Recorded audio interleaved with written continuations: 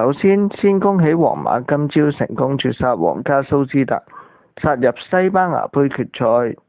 但係我哋今日嘅主角盧連就唔係好好彩啦，兩球俾人通坑渠入波，成場波失咗4球，令佢喺西班牙杯嘅數據增加到5場失8球。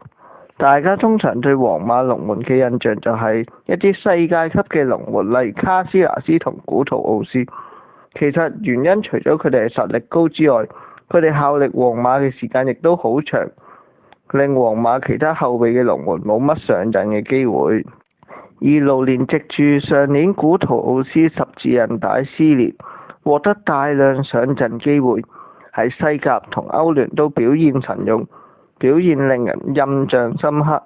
但係到咗今季，古圖奧斯重返正選，盧連就只係喺西甲同歐聯加埋上陣7次咁多。喺3月，唔同嘅外國傳媒都傳聞皇馬嘅死敵巴塞對呢位烏克蘭門將有興趣。即使今季盧連喺西甲淨係上陣5場，但係佢都已經交出咗1個助攻，睇得出佢斬波傳中嘅能力都幾高，好適合費力克喺巴塞嘅戰術。所以即使死敵嘅龍門，巴塞都對盧連有興趣。盧連無論去或留，佢今個夏天嘅決定將會對佢未來嘅生涯好大影響。